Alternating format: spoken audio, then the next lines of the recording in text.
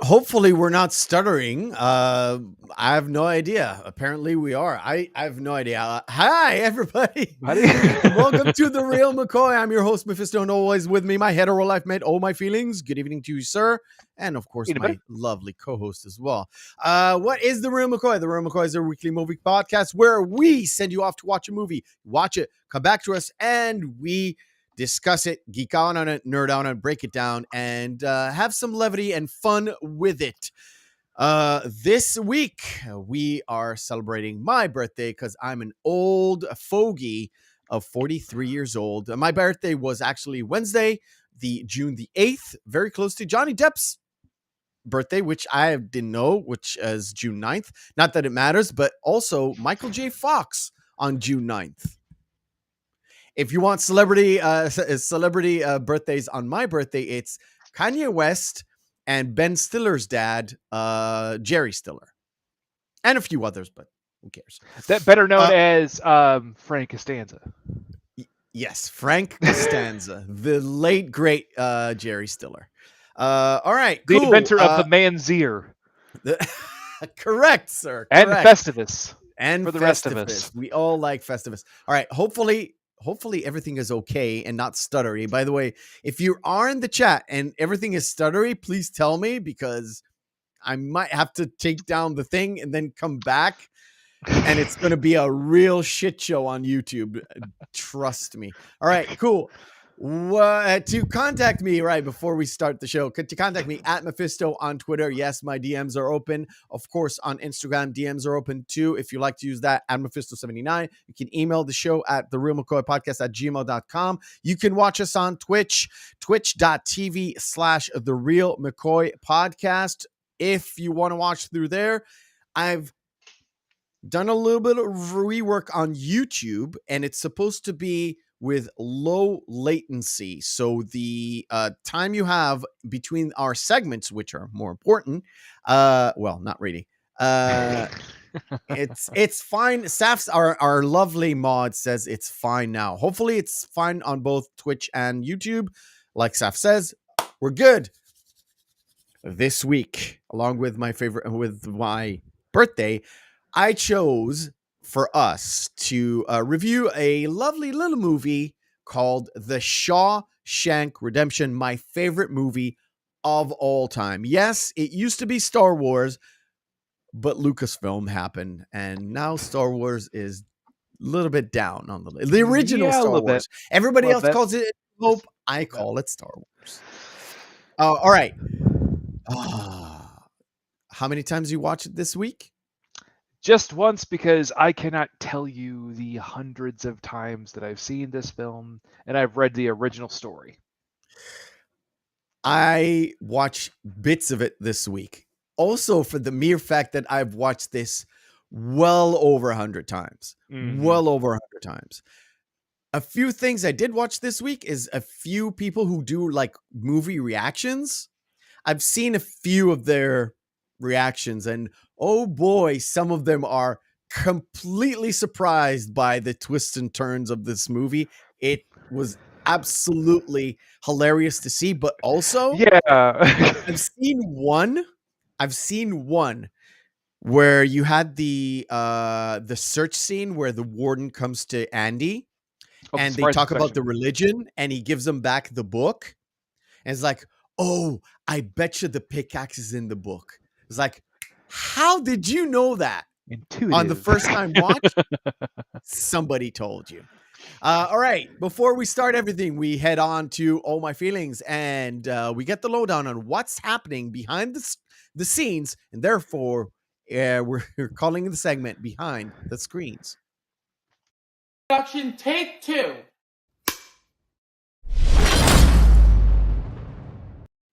Take it away, Oh My Feelings. After your drink. Okay.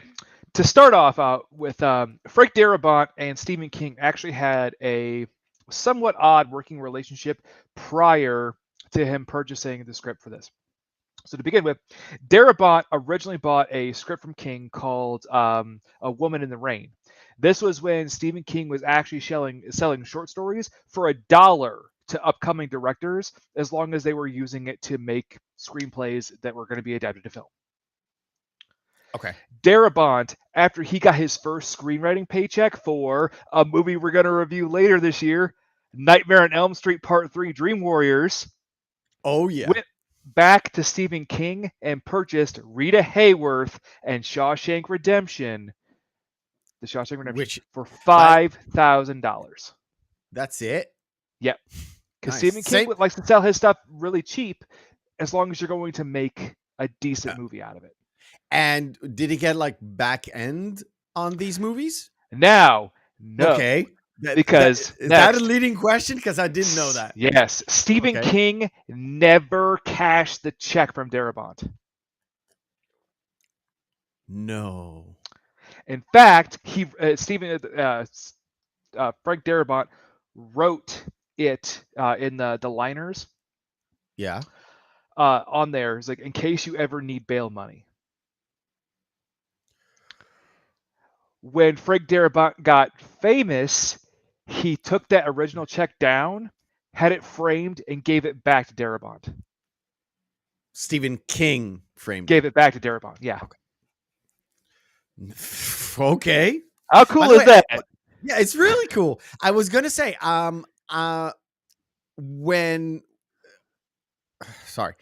when I listened to the book itself, I listened to it very late in life. I think it was I was in mid-30s. We literally put it on. I don't remember if it's on some sort of device or the TV or something. And me and Mrs. Meth were sitting back in our couches and listening to someone tell the story. It's like the audiobook. I think it's around 9 hours, maybe 8 hours. So we did part 1, part 2 of listening to the book. And I've listened to it at least a couple of times since then. And it's really not a book. It's only a 94-page story. Yeah, it's really short. I think it's around 8 hours. Maybe I'm mistaken. Maybe it's less, but yeah, it's part of one of Stephen King's collections. Yeah. Yeah. It's really good. It's a little bit different from the movie. I prefer the movie version. Yes, because the book is essentially just Red's entire recapping of his relationship with Annie, more or less. It's really just from basically Red's perspective. Yeah, the whole bit at the start of the movie is literally Red kind of mentions it by happenstance. They don't mention the court. They don't mention the gun that was thrown away. I don't remember. In the Maybe river, they did. Mm-hmm. Maybe they did. No, I don't think they do. Some other script deviations we're going to get into. Which go ahead. I derailed you. I derailed you again. Go ahead. So again, Darabont actually wrote the entire screenplay over 8 weeks. Oh, that's short. Which is it's a short period of time. And he changed some major characters and especially what happens to them throughout. Brooks is one of them because originally how he actually just passes away in a retirement home. He just doesn't end up committing suicide. He doesn't actually do the suicide. No. Yeah. Red is actually a white Irish guy. So that's why he's named Red. Red, which the line from Freeman when he says maybe it's because I'm Irish. That's why it's incidentally funny. I don't know if it's in your notes, but I've read this before reading the book. I knew this before reading the book that Morgan Freeman was really into that role, and I think he contacted Stephen King. If I'm not mistaken, he did contact Stephen King and talked about it. About the book. He read the book. It's like, oh, it's an Irish dude. It's like we're gonna do. It's today race swap in movies. It's like everything. But back then, nobody kind of read. Nobody did it. Yeah. Nobody did that. They did it because he's a great actor, not because he's black or whatever. Yeah. And as a homage to Stephen King, he did that. Maybe it's because I'm Irish.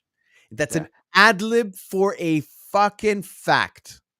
And then also, Tommy, the younger guy who comes in later, he actually he doesn't get into getting killed. he turns in exonerating evidence in order to get a transfer to a better prison. Yes. So he was also self-serving to the end there. Yeah. Moving on. So Castle Rock producer Liz Glautner threatened to quit if they did not make this movie. Wow. Rob Reiner, who was the head of Castle Rock at the time, who had also made a couple Stephen King adaptations, most notably Stand By Me, and also Night Shift. Which I've seen once, and I need to rewatch it. I It's know it's a not weird, little. I know it's a Stephen weird King movie, but I story. really need to watch it. Yeah. Offered Darabont $3 million if he directed the film himself. He would only pay him 2.5 if he did not direct it.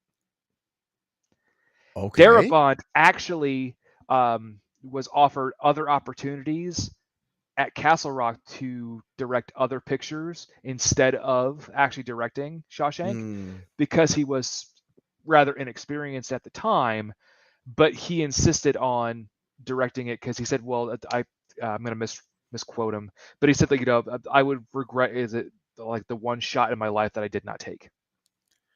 Yeah. Okay.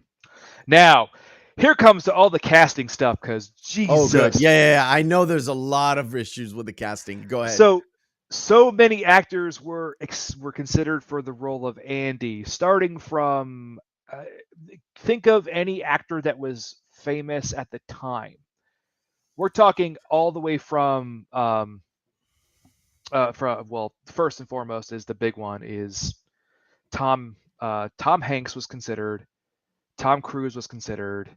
They wanted, who else? God. They wanted. I'm drawing a blank. Tom now. Hanks didn't do it because he did Philadelphia that year. Or No. Forrest Gump that. Yeah. Forrest Gump was starting. It's 94, so yeah, it's Tom Hanks got That's 93, 94 Oscars. Tom Cruise was just a dick because he went to a table reading, really enjoyed the wanted to actually do that, but he said, well, yeah, if you get another director, then I'll play the role. He didn't want to work with Darabont because Darabont didn't have the experience. Okay, that he wanted. That's the typical Harrison Tom Cruise Ford was considered. Robert Redford was considered. There, so many actors were considered for the role of Andy. I think also with Red. I think Harrison Ford and Robert Redford would have looked older than what Andy should have been. Definitely. Now, I'm not sure they're going to do a bad job. I'm just saying. Yes, but moving on from Andy, now the role of Tommy was actually supposed to be played by Brad Pitt. Brad Pitt actually signed on, but then dropped off after he got the big boon from Thelma and Louise. Yeah, he dropped out to be Thelma and Louise was not 93. 93, because I think he dropped out to be in Interview with a Vampire, if I'm not mistaken. Oh, good choice. Yeah. Then much more. Think about it. It's a much more meaty role. Like there's something there. He's like main. Oh lead. Yeah, well he's one of the. Louis is pretty much your.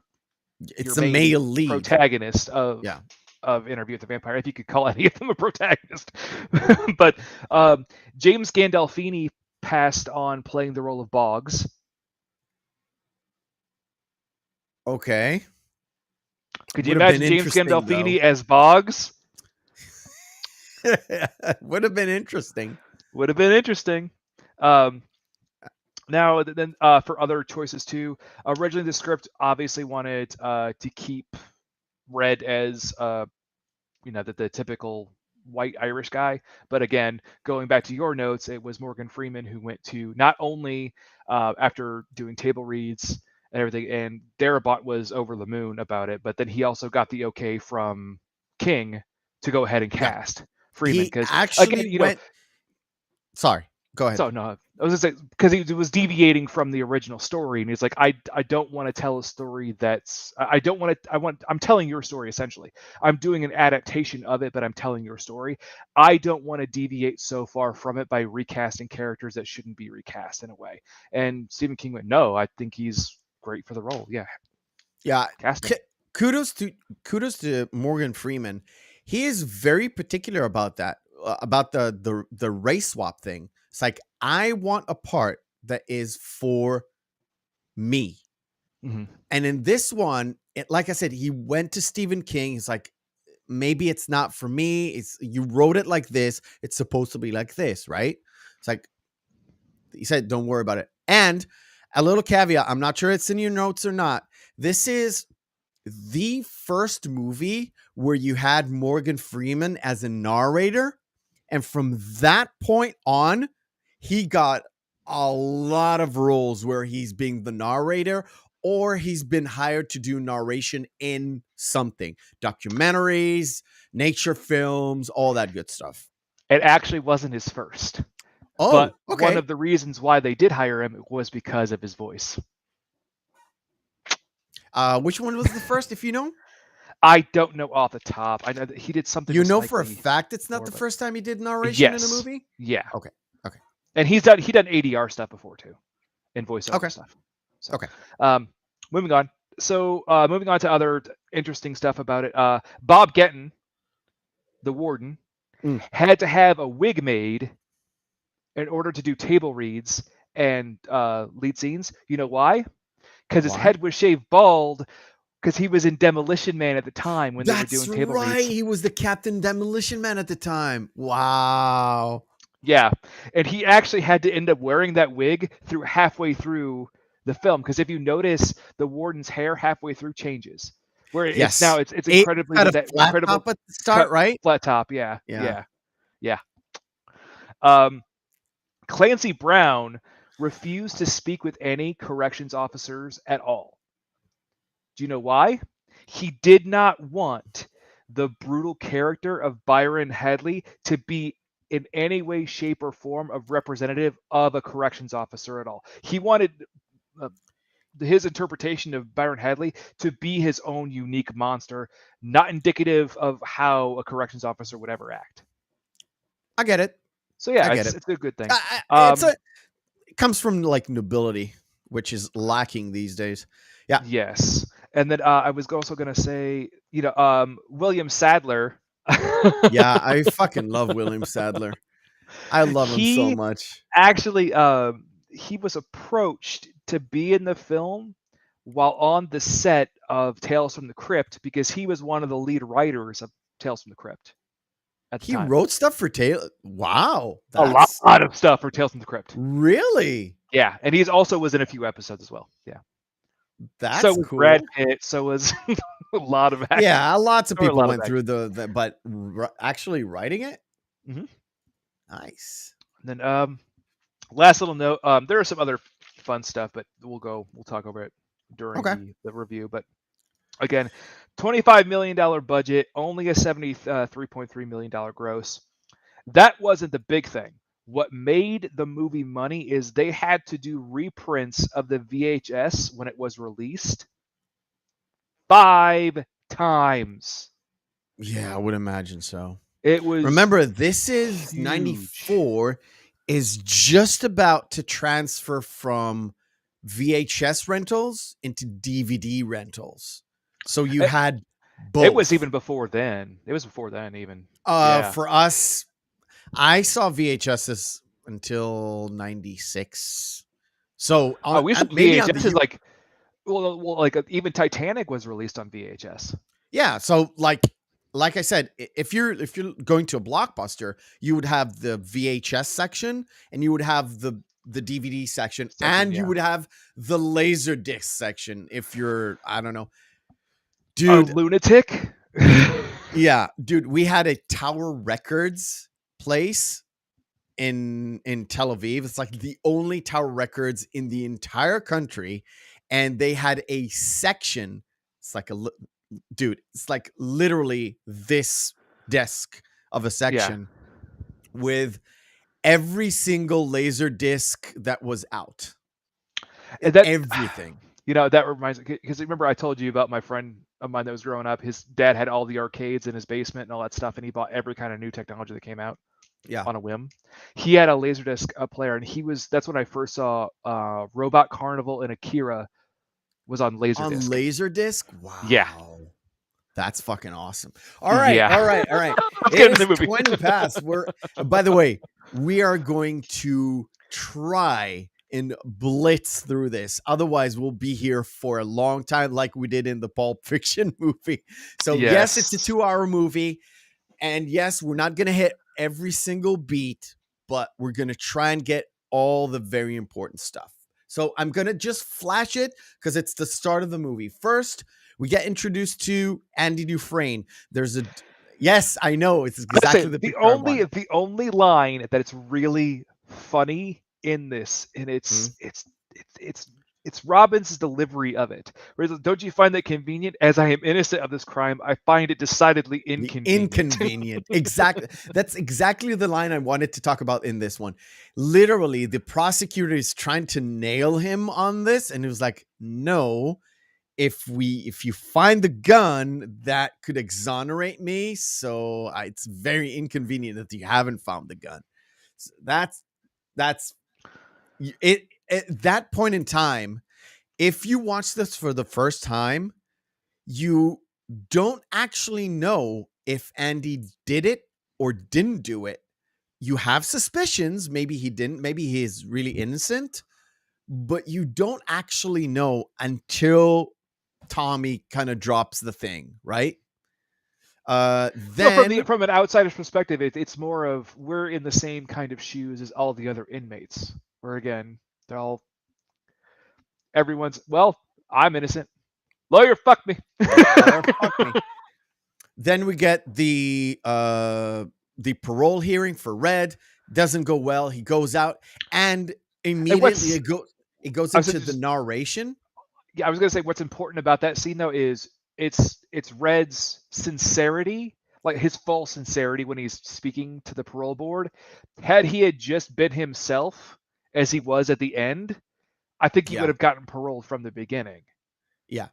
And at that point, it was like 20 years, I think, something in that vicinity. So around 20 years. Hey, DK, by the way, DK and Saf, thank you for joining us tonight. Hopefully you'll enjoy the show.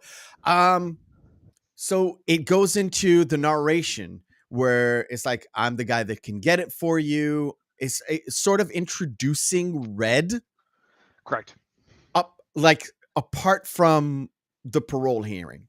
But it's literally introducing Red and his position. And you can see people talking to him. And he's like the center of this group, right?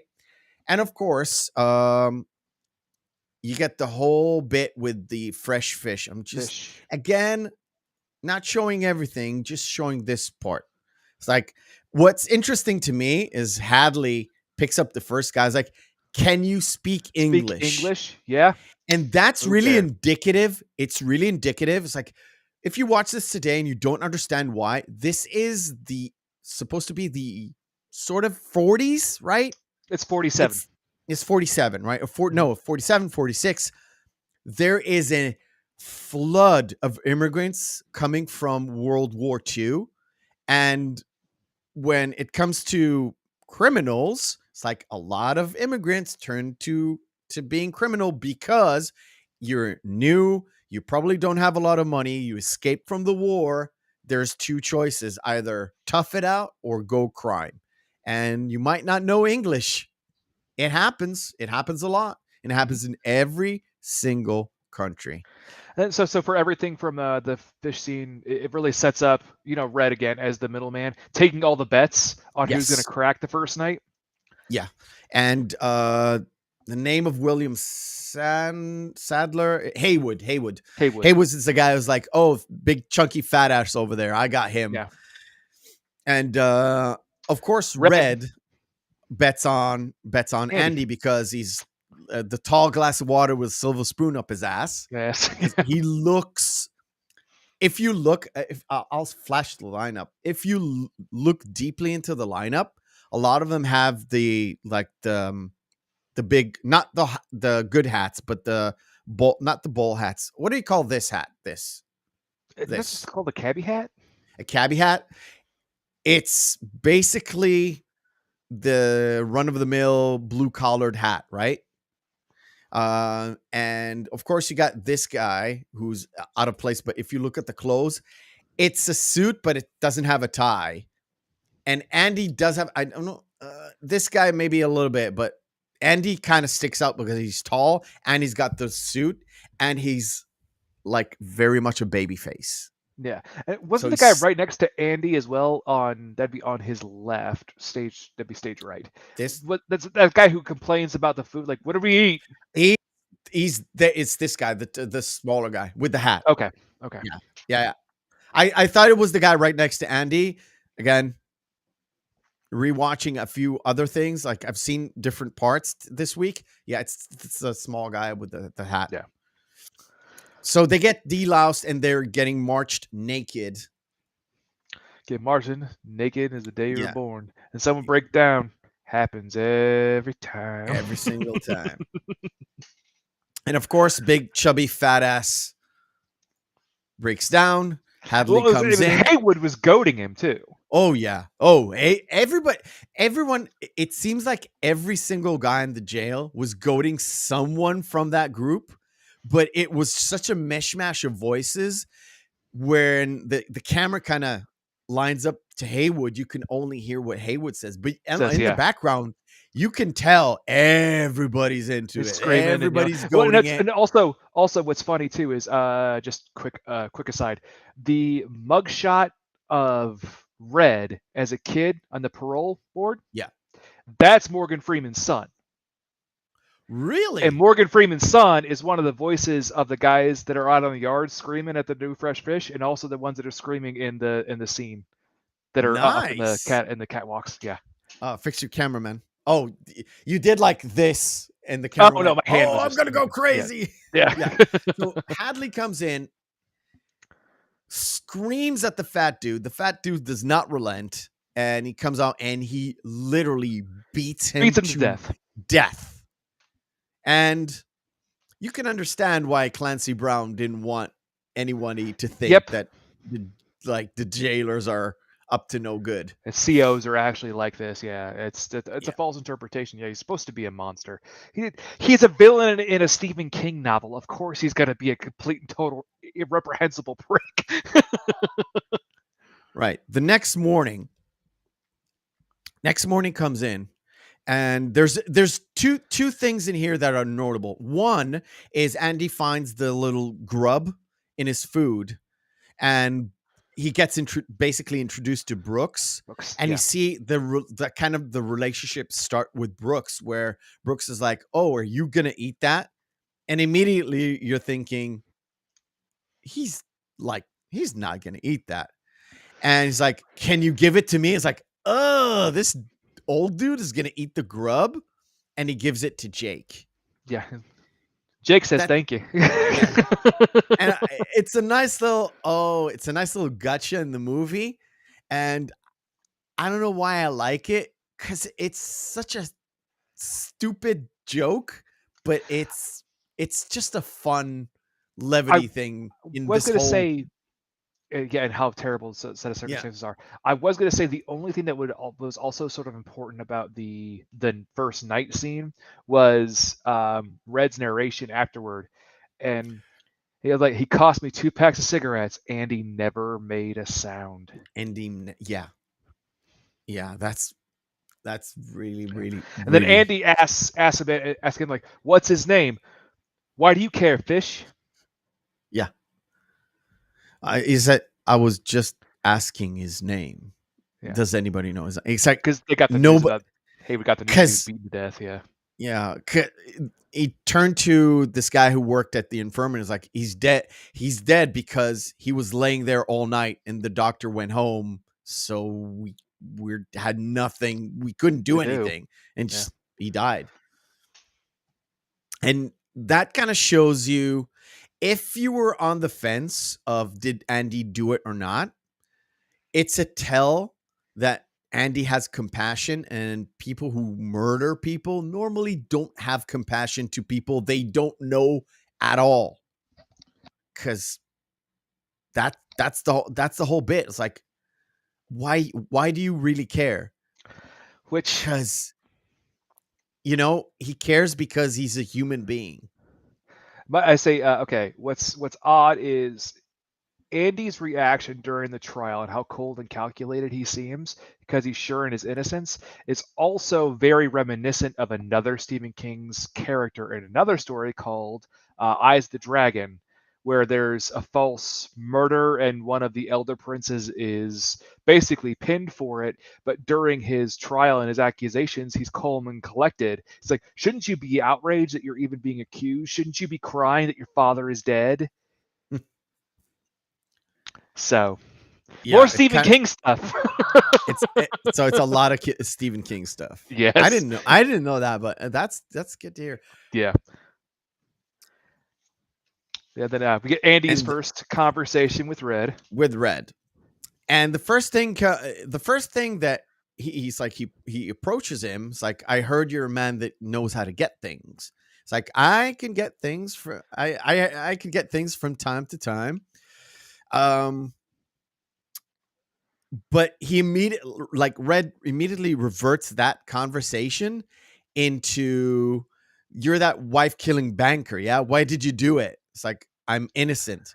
And he goes into the entire spiel right where everybody's innocent here. Well, no, because he says, yeah, you're going to fit right in. We're all innocent here. So, Haywood, what happened to you? Lawyer, fuck me. Yeah. And it comes back around once Andy is there for a long time. Yeah. He does the same thing. We also get the introduction to the sisters again, because the sisters, there was that one little bit shower scene where the Bob. I kind of skipped over it. Yeah, there's the shower scene. But Red, you can even see Red has a little bit of compassion, but he also can read people very well, and also they're pretty easy to tell they're deplorable, because he says, well, because it wouldn't like, I'm guessing, because this is what Andy says, I'm guessing telling that I'm not a homosexual wouldn't help. It's like, no, they'd have to be human first. Yeah. And he also tells them they're not homosexual either. It's all about force. They're taking it by force. Yes. It's not about the act. It's about that's where a lot of people confuse that thing about the R word, where it's mostly about power more than. You mean the grape? Yes. Yeah. But then he asks him about the rock hammer and setting that whole thing up. And he's like, are you gonna put it and plunge it in someone's skull, or are you gonna try to tunnel out of, like, yeah, if once you see it, you'll get the joke. Yeah, it's like, it's right. Literally, I have it queued.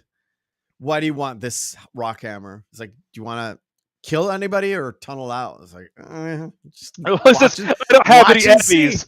Just wait. Yeah, just wait. And he says the sisters are taking a liking to you, and then he goes into that whole spiel. Yeah. And when they disengage, Red says something very interesting, that Andy is not. He can tell by looking at Andy, he seems out of place. And like it says in the subtitles, it's like he has an invisible coat that would shield him from this place. He immediately gets that from just looking at him and talking to him for like 5 seconds, like 2 minutes, right?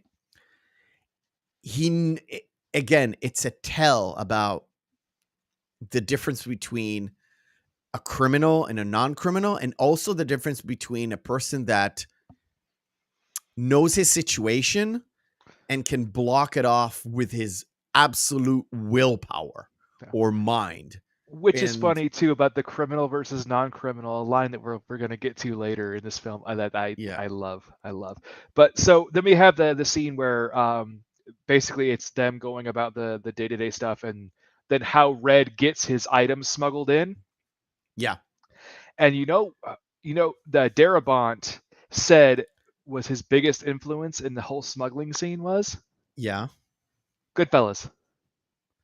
Really? How they smuggled things into prison in Goodfellas. Yeah. The whole kitchen kind of scene. Oh, all right. Cool. Yeah. That's really interesting. So, and he uses Brooks's nightly, book thing to transfer everything. And it's and he does mention the fact that when he looks at it, he laughs and goes, I got the joke. It would take a man about 600 years to tunnel through these rocks. And it comes back around. It only took Andy Dufresne 19. Took him less than 20. One of the things that kind of puts everything in perspective is the fact that Andy works at the laundry, goes out, and they have that little scuffle. And there's a narration by Red that says, I want to tell you that Andy put up a good fight. Fought the good fight. And the Yeah, sisters fought a good didn't get fight. the better of him. Yeah. But this is real life. Yeah. And he says sometimes, he says it later, that sometimes he fought him off and sometimes he didn't. But that's life. It literally is after this where he says it. It's annoying, but it is what it is. It's not only prison, it's prison in the 1940s. It's not prison today where it still happens, I guess. Yes, well, very much so. But there are a lot less back ways that they could go about it nowadays because everything's on. Everything is on CCTV. camera. Yeah, there are still ways. Yeah, there's still ways. But so after this, we have everything setting up for the full rooftop scene, and yeah, I'm gonna switch over immediately to the rooftop because the whole thing is Red kind of has connections with the officers, makes sure that they have the outside detail because if you're a prisoner, you're spending most of your time indoors or in your cell, especially back then. I think it's already now it is the same, but whatever. And yeah, you only get a certain amount of time on the yard. Yeah, it's pretty boring. So if you can work outside in the sun and the thing, you don't think about, oh, it's hot or it's this or it's that. It's like you're outside, bitch, and outside of like normal yard stuff. You get like an hour a day or whatever. I haven't been to prison, so I don't know. Just guessing. So they're working outside. And Andy hears Hadley talking about he got inheritance from his brother. His brother died. His brother died. And he gets $35,000. Yeah. Exactly. And Andy immediately was like, "Oh, I can take advantage of this." And given how I would say how much of an intelligent person Andy is, the way that he confronts Hadley to start off with, like, could you not start off it that way? Like, hey, can you trust your wife? Like, no, don't go in that way. I was surprised that he wouldn't have just cracked him over the head to start off with. Yeah. Oh, yeah. I was like, oh, this motherfucker is having an accident. And you think, even at that point, after he killed that fat dude, he'll do it. Yeah. He'll fucking do it, right? And by the time he gets to the edge, like, oh, I know a way you can keep all the money tax-free. Yeah, exactly. What? It's and then he placates his insecurity. He placates. I know you're intelligent enough. I'm sure you would have investigated the matter. But you can even ask the IRS. But it's going to cost you a lawyer's fee. Now, what I could do is I could do the paperwork for you free of charge. Like, what would you want instead? No, almost free of charge. Free of charge, yes. Yeah. And Hadley gets even annoyed even more. It's like, almost? It's like, all I ask is 3 beers apiece for 3 beers apiece for my co-workers. And the guy at the back, I don't remember the actor's name. He was in ER. He was like the egotistical surgeon who got his hand cut off. I don't remember. I'll look it up in a bit. But he kind of co-workers, because Andy's so out of place. He thinks the other people working with him are his co-workers because they're all prisoners, right? Yeah. But of course, he gets it. He actually gets it through. Gets the beers, and then what's funny is Red says, walking around, he grabs one of Hadley does. He grabs one of the beers, cracks it, like, drink it up, boys. And Red says he had the gall to even act magnanimous. Exactly. And when But- Haywood goes to Andy with the bottle, and he's like, Andy, do you want a cold one? Yes, And he gave up said, I drinking. stopped drinking. Yeah. That kind of harkens back to, because he drank, he got into that mess. The whole point of the start is he drank a bottle of whiskey because his wife was cheating on him. He was there with the gun ready to go, but maybe he didn't do it. Maybe he did do it, but he was really drunk. And Red even poses the questions like, well, people might say that maybe he did it to curry favor with the boys. Maybe he did it to curry favor with the guards. I think he did it just to be himself again. Yeah. I think he said something about feeling free. Or feeling free. Something like that. Akin to that, yeah. Yeah, it's the same thing. It's the same thing. Then we have a little bit of a back and forth between, you see the relationship kind of grow between Red and Andy, where they have that game of checkers, and Andy kind of mentions, I wanna have a chessboard. I want to play chess. And Red says chess is a great game, but it's really fucking annoying. I prefer checkers. Yeah. And and also Andy asks Red what he did, and he said, well, yeah, I killed someone. And Red says, yep, I'm the only guilty man in Shawshank. Yes. He's really the only one who admits what he did. Yeah. And then we have the viewing of the film. Then after that, where Andy goes and can you get Rita Hayworth? And he was like, who? What? Which side note, funny side note. Now we get to bring this up is originally before they had done the retitling of it to the Shawshank Redemption, it was still going to be called Rita Hayworth and the Shawshank Redemption. It's a little bit longer of a title. They had people actually trying to audition for the role of Rita Hayworth, thinking that it was actually going to be a role that was going to portray Rita Hayworth. Hilarious. And most notably, a very, very famous drag queen showed up for auditions to play Rita Hayworth. RuPaul showed up? No. A very famous one at the time. Yeah. The whole point in this one is like, Andy's like, so can you get her? It's like, it'll take time. I don't have her stuffed down my pants. And I'm sorry to say.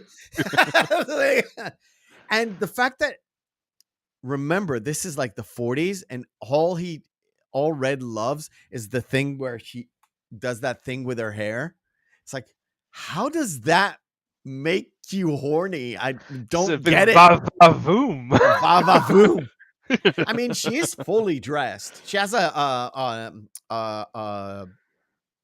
what do you call it when it's like strapless dress, I guess? Right? Yeah. So you can see her shoulders, which is risque, but that's about it. She's fully dressed. And that is a great point to stop before we go to what happened to Andy right after that. Gotcha. So we're going to do our first segment of the night where I literally closed it. I cannot fucking believe it. Oh my God. Okay. Don't worry, ladies and gentlemen. It was his birthday earlier. He's just becoming senile. It's okay. Yes, I am becoming senile. Our first segment of the day is called Missing Marquee.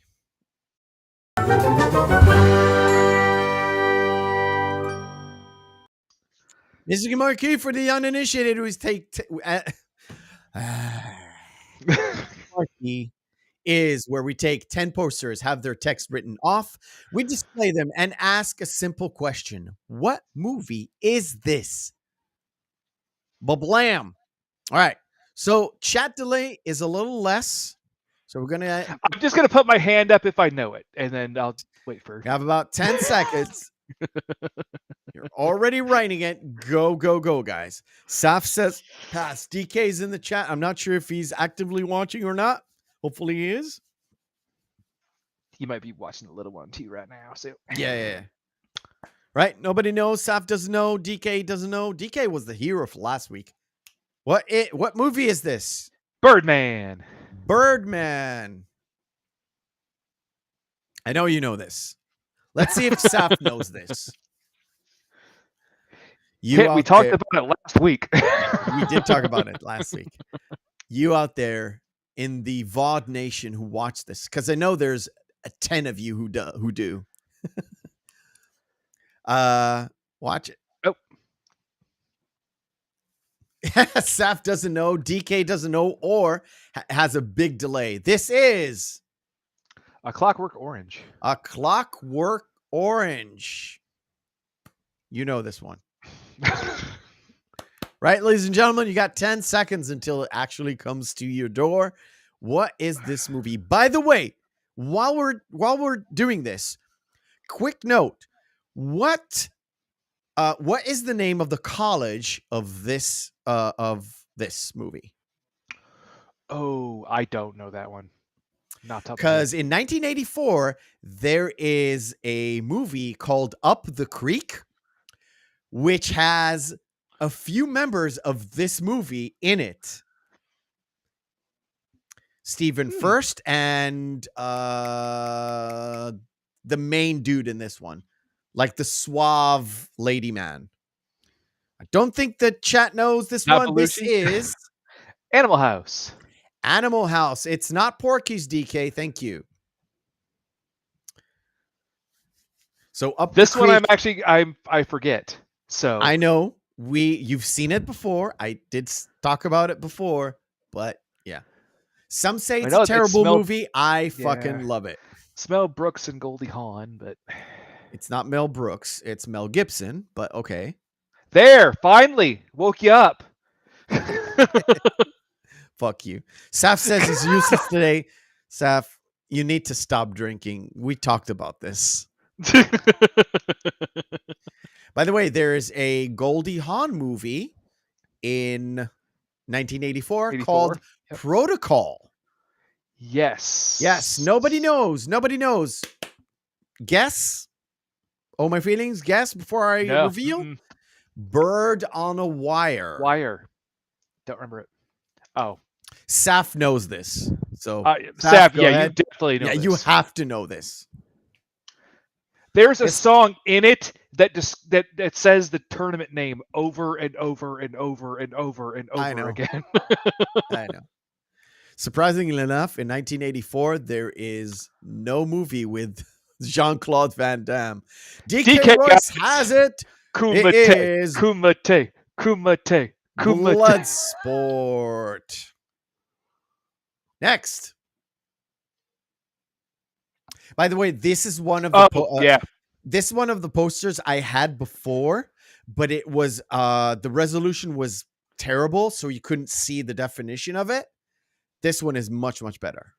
This one's a little bit. If you did not know who was in the film, this would be a really hard one to get. No, by the shape of the thing, maybe. I was just gonna say who was. You could tell who the lead actor is, and from that you go, "Oh, okay, I know this." Okay, so I can punch in for you guys. I can say the name. Yeah, it's John Lithgow. It's John Lithgow. Ooh, chat is stomped. I don't see it running. Go. Harry and the Hendersons. Harry and the Hendersons. This is one of the movies I didn't expect you to know. Fuck, I always forget this movie. Oh. You always forget this movie. Well, we're at 51 minutes. Holy shit. DK Royce has nothing. I haven't seen this movie in a long while. And I used to watch it every year at least once or twice. No, although Saf, we were talking about doing a Stephen King month, and I wanted to do Maximum Overdrive. This is Inner Space. Space. Okay. You know this one. Yeah. There's two more, so go, guys. We're gonna be running late today. Literally. And we've blitzed through. Trust me.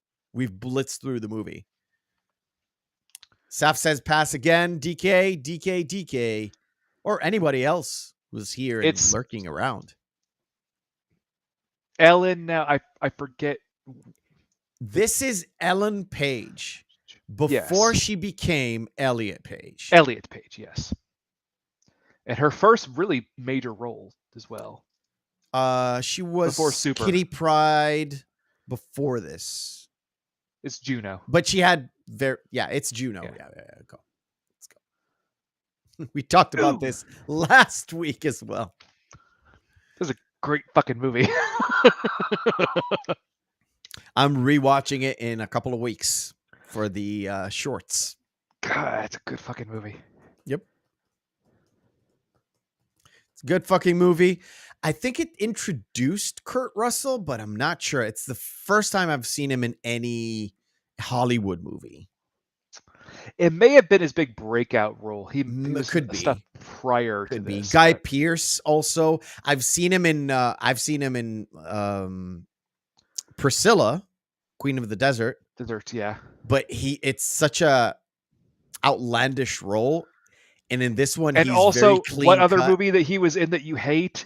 Yes, but Memento came after this. It did? Memento I thought came Memento was after before this. This was 97 or 8, and Memento was 2000. Really? I always thought that yeah. Memento was like 97. Yeah. No. Right, we got nothing. This is LA Confidential. LA Confidential. Last one. You know this one. It's my your favorite Hitchcock Hitchcock movie. Yep. It's so fucking good. It is. It's a little bit slow at times, but everything it's supposed to do, it does very fucking well. No, Sap, it is not Bond. It's not Bond. Sap, you know, if it was Bond, I would know it. It's coming. I mean, all the Bond movies you've seen in posters that I've put up in the last 50 episodes, they're all gonna regenerate themselves. Like I want to waste brain space remembering James Bond films. Exactly. This is, of course, Vertigo, because we're literally lacking time. That's almost a fantastic an hour. film. Holy if you have not seen shit. it, watch it. It's really, really good. Hey, Rains. Hey, Rains. Welcome. Enjoy the show. Let's go. Literally, we are at the 40-minute mark. We're going to discuss this for a tiny bit because I like it. We're doing fine. Let's get going. Right. I will stick this 8-inch thing in your head if you bite down on my thing. And he goes into this whole spiel as it causes a person a crowbar to pry open their jaw. Pry open the thing. The bite force, yeah.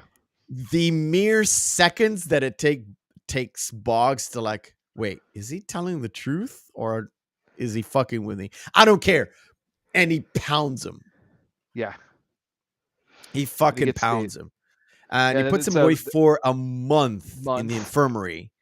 And in the meantime, Red is telling the story. So he puts Andy for a month in the infirmary, and then Boggs goes to his cell. And of course, who gets him but Hadley? Because Hadley just got $35,000 from him. Yeah. And two things never happened from that day. And those are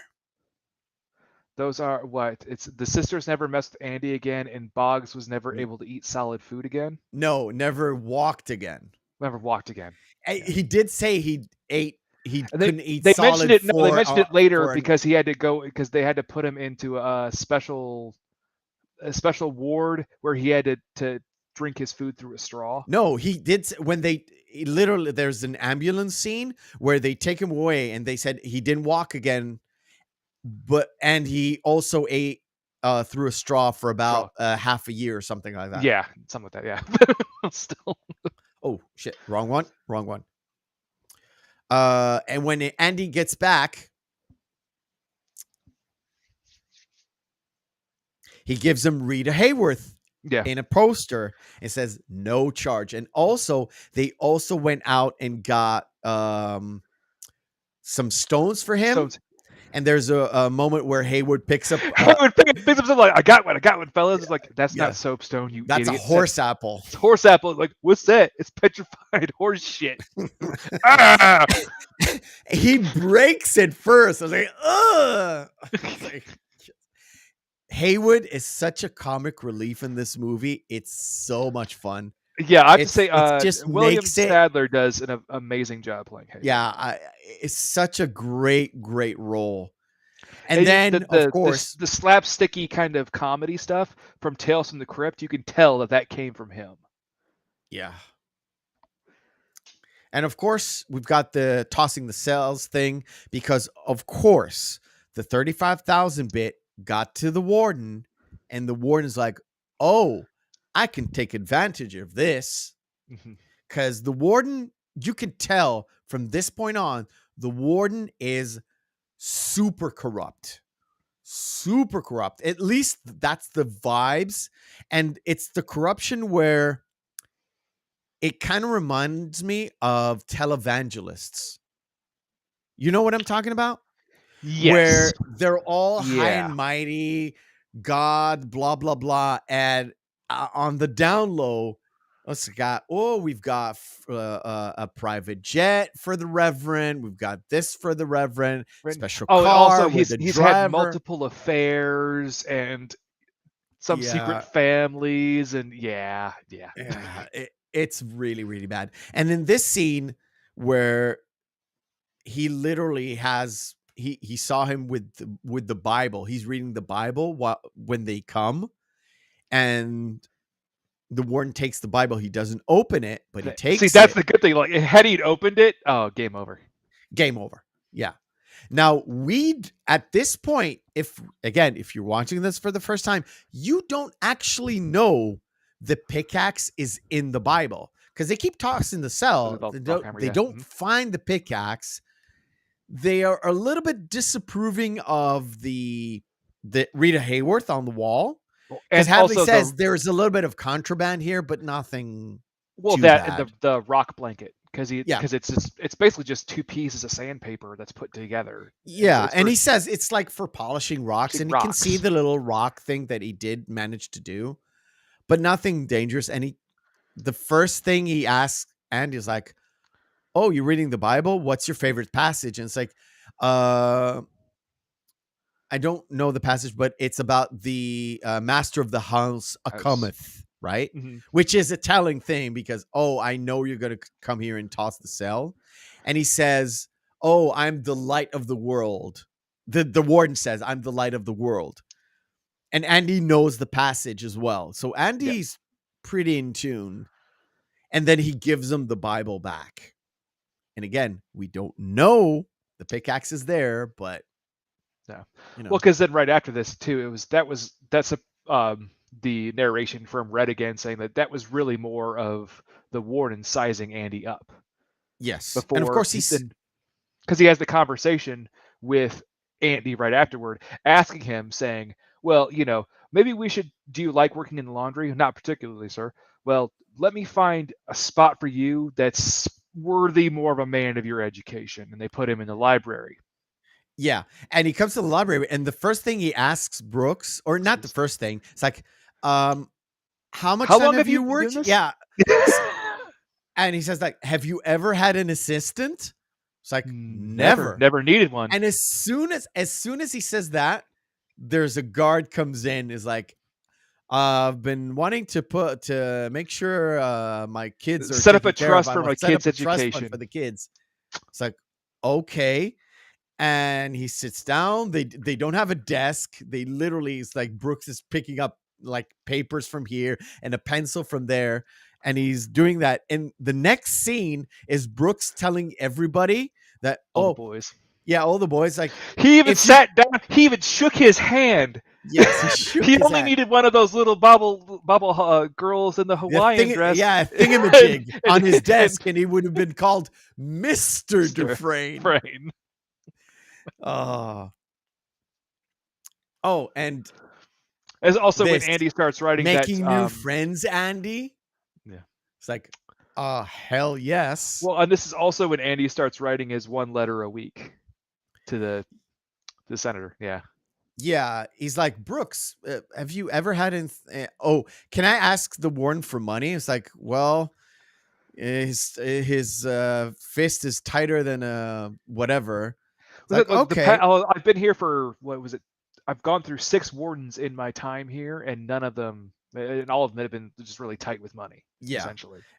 And he goes to the warden, and the warden says, well, he says, I can write a letter a week. They won't ignore me. It's like, you write your letter a week. I'm going to I'll even mail it for you. It's such a magnanimous thing to spend, what, 2 cents on a stamp or 1? Oh, back then, it would be a cent.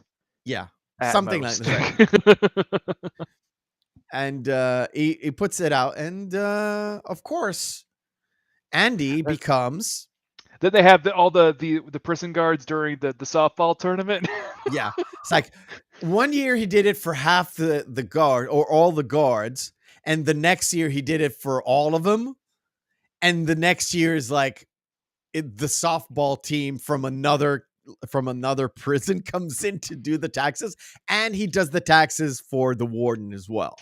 Yeah. So and Red even says, well, he got his own staff. Well, it got me out of the workshop, wood shop for a month year. Out a year. I'll take it. Exactly. Is it April, right? Tax season is April. Oh, you have to submit by April 15th. So this would probably be anywhere. I would say probably starting around March would be when he would have. Springtime is like start of baseball. It's really the start of baseball season, right? Springtime? Yeah, but this is a little bit early for it. This is why, because the timeline didn't never quite fit for me. Yeah, never fit for me. Now it would make sense had it been, the softball teams from them, if they didn't show up in their uniforms. Yeah, showed up in their CO, that's like, what I'm saying. Oh, well, yeah, it was like from the previous season if they were to show up in their typical CO gear, their blues. Like that would make sense.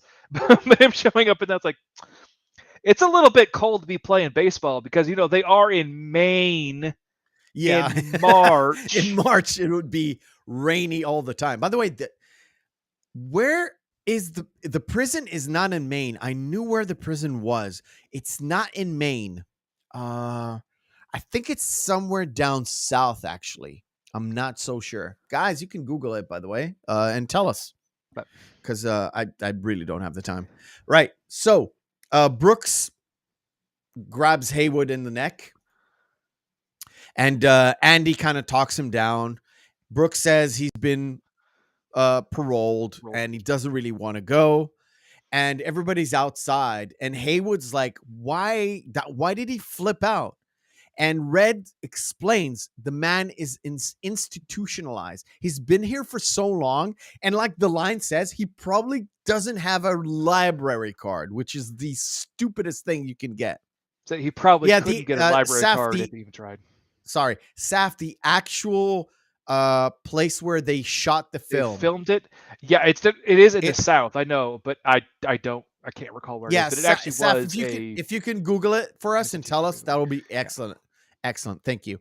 And it's really important because it all Mansfield, Ohio. Mansfield. Thank you. Ohio? That's definitely not in the South. No, that's Midwest. That's Midwest. Anyway. Moving on. So the story about Brooks is horrifically sad, and it really, I'm torn on whether I like the original story or if I like the Shawshank Redemption's actual spin on it more. I prefer the Shawshank one because it kind of encapsulates how difficult it is for an old person, not to mention a young person, adapting to, let's say he went in at 20 and he got out at 30. The world is, if you got in today for 10 years, I'm not so sure how much the world is going to change for you. Plus, prisons today probably have TV and probably some sort of a limited internet. I'm not so sure. In max prison, maybe not. In low grade prisons or low security prisons, I don't know. Back then, if you were in prison, even for 5 years, the world may not have gone really fast, but you would have lost touch with what was going on. Well, and also he For said he went in 50 what? years since Yeah, 04, 04, 05, yeah. 04 to 54, Yeah. that's 2 world wars, dude. Well, 2 world wars. his line too, where he says the world just went up and got itself in a big damn hurry. Yeah, for real. Like, remember, you go in 04, there's very limited cars depending on where you live, especially in Maine. There you go out, TV is something, right? Well, TV didn't exist at all, and now it is, and radio wasn't even A thing. wasn't widespread at all, and it was very, very, Or very. maybe very they had limited. radio in the prison because they do have cinema in the prison. Oh, yeah, they do show films in the prison, yeah. But So you so might he have would had have at least radio. known a little bit of it, but well, and then he also knows that record, like the classic The whole point exist. is 50 years is a long time. 50 years. Remember, if you went into prison, I'm 43. If you went to prison in 1970 and got out 2020, Try explaining how to use a smartphone to someone who just got out. Exactly. So Brooks is so much out of his element. He was like, he couldn't take it. So he just offed himself. He deleted himself for real. And when he goes up, when he climbs the stairs, if you watch this for the first time, you may have an inkling he's going to die. That you see, especially I wanted to show this part, not the suicide part. He writes down the name and you think, oh, maybe he's just going to run away to break his parole. And then he rocks the chair and dies. I was like, oh. which I find funny too, and not the suicide. Obviously, don't find that. No, funny. not the suicide. No. But in his notes, he mentions, well, I could go in and rob the foodway, or I could go in and shoot the manager. That would be an added bonus for me. Yeah. And we go back, and he gets his stuff, and he also gets a record player. And when the guards walks away to pinch a loaf, which I find what's funny too is fucking hilarious. Hadley is acting like an asshole. The other guard actually congratulates him. It's like, yeah, good job.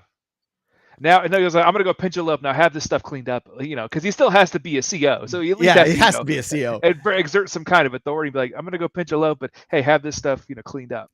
By the way, did he or did he not read an Archie's comic? He was reading an Archie comics. Yes, he was. Got that. I have not ever read an Archie comics, let alone Archie comics from the 50s, but I knew exactly what it was. Yes.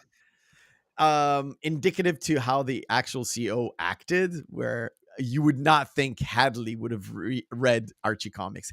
Well, it wasn't Hadley interpretation. It wasn't Hadley reading it. It was the other. No. I said.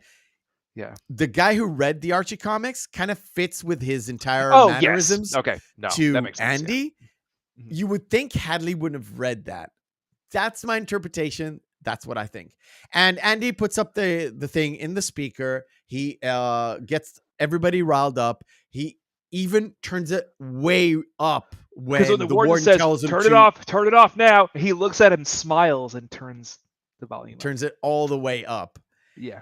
And when he gets out, he says, easiest 2 weeks of my life. Why? Easiest time I've ever done. He was like, there's no easy time in the hole. It's like, don't worry, I had Mozart with me. He's like, what? They let you take the record player with you? He goes, record player in? It's like, no. I had him head here. Yeah. And I had him in here. That's the beauty of music. They can't get that from you. Yeah. Yes. That's the line I want to do. Because you liked, as Garth said, you like to play, right? Yes. So I know how much music is important to you. I like to play.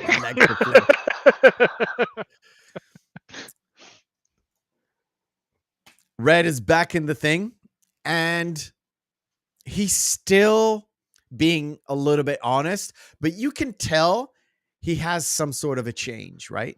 You can tell there's some sort of a change happening. There's one minor conversation that's a little bit Sure. important that happens right before this, was the conversation between Andy and Red, where he mentions to him, hope can drive a man insane. Yes. Andy says hope, and Red says hope is a dangerous thing. Yeah.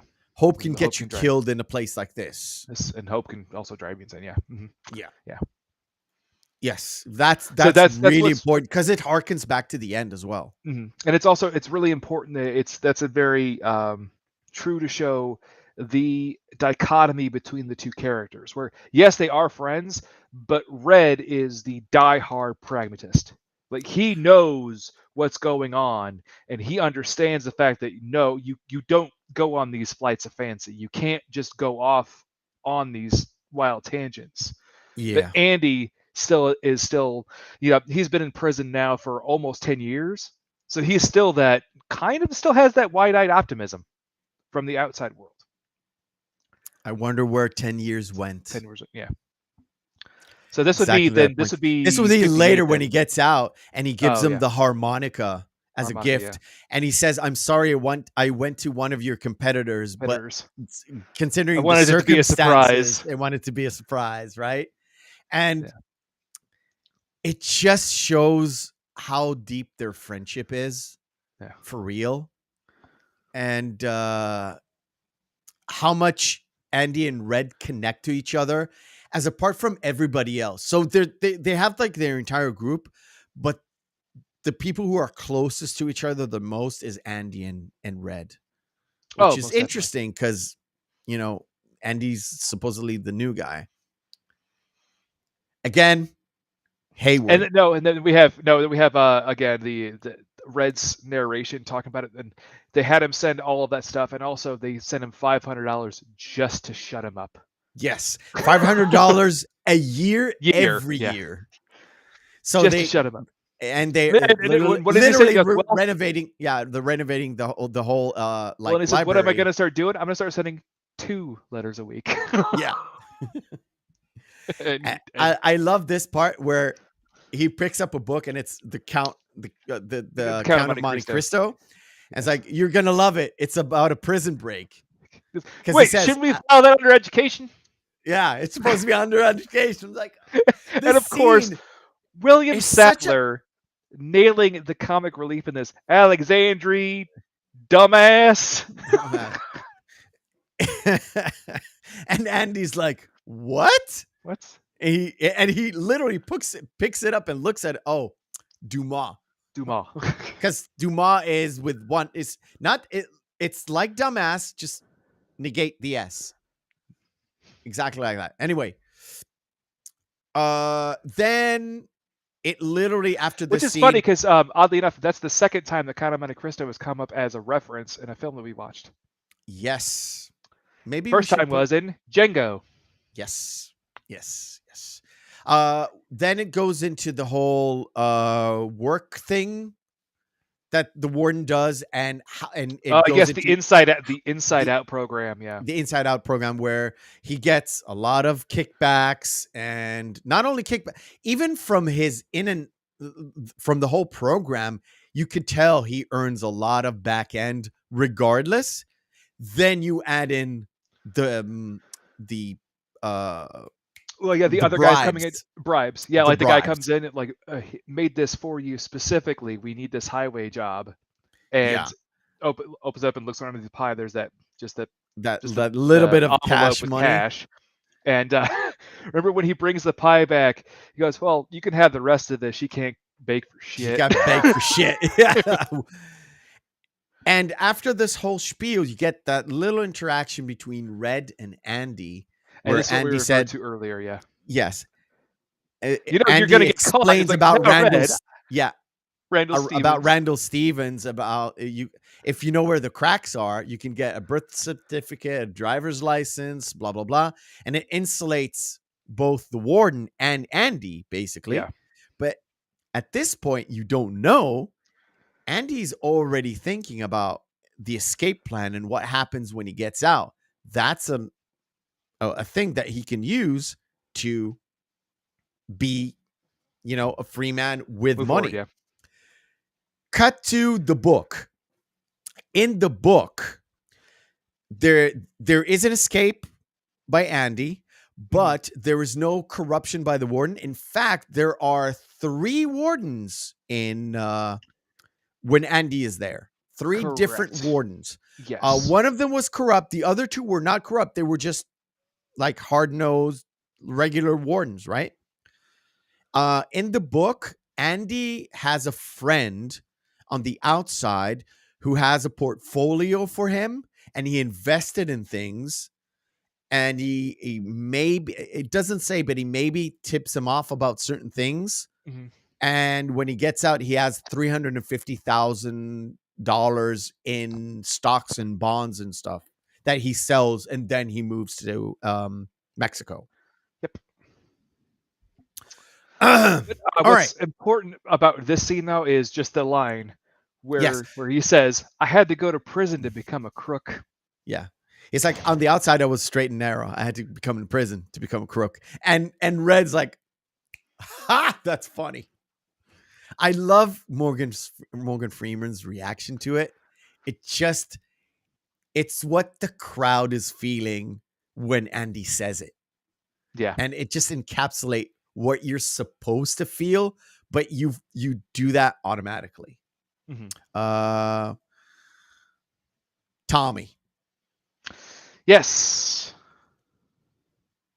And what's so funny is the Red's narration about him. He was a young, tough, rock and roll kind of punk kid, and he goes, "We liked him from the beginning." Yeah, he came in 1966, which kind of tells you the progression of time without telling you the progression of time.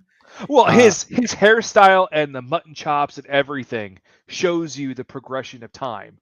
And and just like what would be in popular culture, how he has his sleeves rolled up and everything like James Dean would. Yeah, exactly. And the shirt kind of half unbuttoned. Is 66 James? It's after James Dean died, I think. It's after James Dean, but it still had that rockabilly that rockabilly mentality. type. And this is before, right before the Love Generation really popped in, and hippie culture. Really Vietnam is 65, starting 65, but then it really becomes a thing at 66, a little bit 67. Later, but yeah. Yep. So Tommy comes in. Very important thing. He latches onto greaser. Thank you, DK. I was looking for that word in my head, greaser. He goes to Andy because everybody knows that Andy's the smart guy, and he helped a bunch of people. Well, and he did have that one funny story about how he got caught, where he goes, "Well, I can't drop the TV because that would be destruction of property." Yeah. I love that part. And that's when Andy calls him out. It's like, maybe you should find another career path. Why? Because it sounds like you're a pretty bad thief. Yeah. It's when he approaches him to get his equivalency that he tells him, I don't help losers. And Tommy's like, I'm not a loser. Blah, blah, blah. I ain't no goddamn loser. Yeah. Yeah. And he says, the thing is, I can't read too good. And Andy's like, well, can't read too well. And then it literally starts into a montage where Red kind of explains to us how they kind of connected, because Tommy did show that he's not a loser and he wants to break that little cycle that he's on. Well, and also how Andy loved having a project. Yes. And before, he had the library, but the library at this point in time, and also now we kind of skipped over that. They had like they even we said they had a renovation. They had Bruce Hatley's. No, they even had the whole thing renamed in Brooks's honor. Yeah. And they even had a nice selection of Hank Williams, and you saw Haywood sitting there. Yeah, Haywood singing Hank Williams. Hank Williams by himself. Yeah. And of course, Tommy gets a note of who he has a little conversation with Red. Yeah, and he realizes Andy something, and then cut to the scene where Red and Andy listen to him talk about Elmo Blatch and how Elmo Blatch kind of killed it. And in the book, it's basically the same story, right? It's literally, I think he's even named Elmo Blatch in the book, right? Yeah. And he tells the story where he's sitting around and there's a guy who came into his prison. He's very jittery, and he kept on and on telling me about stories about people he robbed and people he killed. And he tells that specific story. And in the movie, Andy leaves everything and runs to the fucking warden. He runs to the fucking warden. And the warden immediately, under the guise of, I'm going to lose my proverbial golden goose here. Goose, yeah. So, no, in fact, don't bring it up again. You know what? As a matter of fact, month in the hole. Yeah, no, Andy's like, I'm not going to tell about anything that goes around, and that sets up the money. warden. Yeah. Well, and he also says, well, how could you be so obtuse? This is my life. And that's also really kind of triggers the warden to give him a month in the hole. It's like, oh shit, that's a lot. And of course, now again, as we discussed, this interaction does occur, but it's on the opposite end, where the warden says, well, if you give me all the evidence that you think you have, I can get you transferred to a better prison. And Tommy, in the book, Tommy takes it and gets transferred. Yeah. And that's the warden's way of getting rid of the evidence, right? Getting rid of the evidence. And in here, he sets up Tommy. And if you watch any amount of movies and you starting to watch this, you know this is leading to a bad place.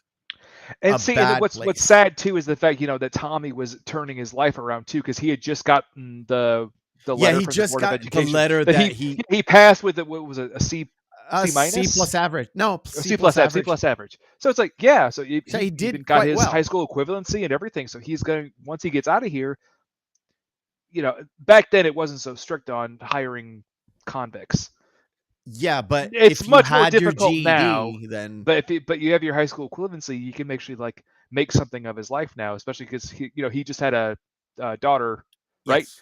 From the story. So yeah, from the story itself, he has a wife and a kid who's very young, 2, 3, or whatever, and he's genuinely trying to get his shit together, and that's the sad part of this particular death, as opposed to Brooks's death, where Brooks he just gave up on life. Tommy is trying to reinvigorate his life, and he gets killed by Hadley. And by in fact, if anything, I think Hadley, Hadley being the monster. Hadley's just the arm. Yeah. It's the warden that kind of. Had he had told the warden, no, I won't testify to that, I don't think Tommy would have gotten killed in this set of circumstances. It was Tommy's conviction that he was like, yes, I will go on stand and I will testify to what I have told Andy. I would agree with that. I would agree with that. Yes. And of course, the warden comes in to gloat, and it's like, by now you must have heard. Nerd. And Andy's being super defiant. It's like, I'm gonna stop. It's nothing. It's like, I'm not gonna do this anymore. And the warden's like, nothing is gonna stop. In fact, he tells him flat out, there's going to, if you don't do what I say when I say it, there's going to be no more privileges. I'm going to toss you to the wolves. Yes. It's like, it's not only that your life is going to be back to what it was at the beginning, it's going to be even worse than that. And he said, I'm going to torch the library. Yeah. We're going to have a book burning. They're going to be able to see it for miles. Yeah. And what was the line he says? We're going to dance around the fire like engines. Yes. Which, well, it doesn't bother me, but I know. Well, again, it bothers some people. This is supposed to be a horrific person in the late 1960s who obviously grew up probably in the 1910s or 1920s, given his age. Yeah. Different time, different story. Anyway, moving forward. But he did say, am I clear? Am I clear, or am I being obtuse? Was the last line that the warden said to him. And when he gets out, it's like, give him another month.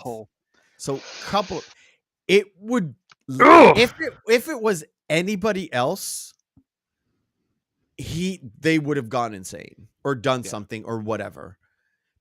Like we said at the beginning, Andy has got a willpower that is beyond fucking belief. That shields, then like Red said, it shields him from this place. Right? Yep. So Andy Then comes after this, out we have Andy. Andy has the conversation with Red. Red He about talks about Zihuatanejo. and about hope and the And most Red's warning of the whole thing of pipe dreams and futility, and the fact that he knows that his friend is acting weird and off, but he doesn't understand that basically Andy has now had 2 months to, in his mind, have his entire plan completely worked out from soup to nuts. Like he knows exactly what the hell he's going to do. And we don't know it yet, but when he kind of finishes up the whole conversation, it's like it's get busy living or get busy dying. Yeah. And he says Brooks knew it the most, right? Now, and mentioning Brooks is like, for us, it's like, oh shit, Andy might kill himself. Yeah. Well, and that's what Red was afraid of. And also, the one thing that bothers me that I wanted to bring up, because it always irked me, because this story in itself is very rooted in reality, which is very different for Stephen King, because he doesn't write very many stories that could be just rooted in actual reality. There's always some supernatural influence or something that's beyond the pale. Yeah. This story, on the other hand, is completely rooted in reality up until this kind of one point. And it could still happen, but given the passage of time and how things have moved forward, how the hell would Andy Dufresne know that tree in that wheat field is even still there?